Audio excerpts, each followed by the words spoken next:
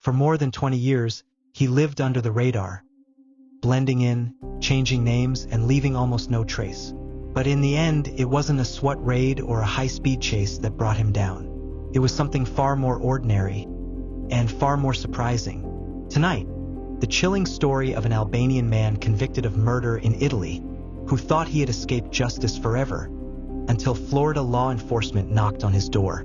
Cut to black and white photos of 1990s Italy, cobblestone streets, dimly lit alleyways. In 1999, the streets of Bologna, Italy, were buzzing with nightlife. But in the early hours of March 12th, a violent confrontation outside a small bar would change the lives of several people forever. Witnesses later told police that 27-year-old Ardian Leka, an Albanian national, had been involved in an argument with a local man, 34-year-old Marco Bellini. What began as a heated exchange quickly escalated. Within minutes, Bellini lay bleeding on the pavement from a fatal knife wound. Leka disappeared before police arrived. Investigators suspected he had connections in the local Albanian criminal network, the kind of people who could smuggle someone out of the country without leaving a paper trail. In 2002, an Italian court convicted Leka in absentia for Bellini's murder and sentenced him to 24 years in prison. But by then, he was already gone. Shift to present-day Florida. Sunny streets, palm trees, and surveillance footage. For over 2 decades, Leka lived a double life.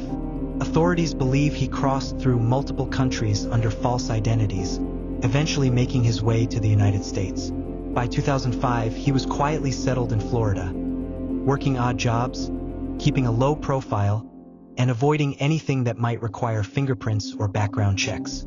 His neighbors described him as quiet, private, and always polite. No one suspected they were living next to a convicted killer wanted halfway across the world.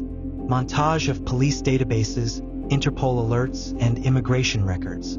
The trail went cold for years, until late 2024, when Italian authorities renewed their push to find long-missing fugitives. Working with Interpol and U.S. agencies, they cross-referenced old immigration data with Florida's public records. The break came from something small, a routine background check linked to a traffic violation. The name didn't match the fugitives, but the birth date and facial features did. Florida deputies began discreet surveillance. They noticed he rarely traveled far from home, avoided social media, and paid mostly in cash.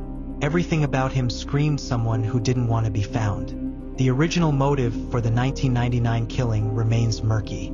Some witnesses said it was a drunken argument over a gambling debt. Others hinted at deeper ties to organized crime, a warning to anyone who crossed the wrong people. Italian prosecutors maintain that Leka was a loyal enforcer for an Albanian gang, willing to kill to protect his standing. His 2 decades on the run only deepened the mystery of what else he might have been involved in, and who may have been protecting him. Dramatic reenactment, night scene, police lights flashing against a suburban Florida house.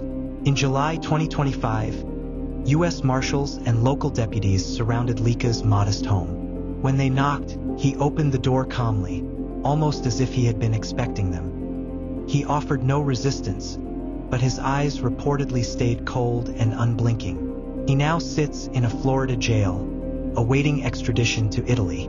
The quiet neighbor with a gentle smile is once again the man accused of murder. But here's the part that keeps investigators uneasy. In his home, they found multiple foreign passports, a stash of cash in several currencies, and a set of keys that don't match any doors in his house.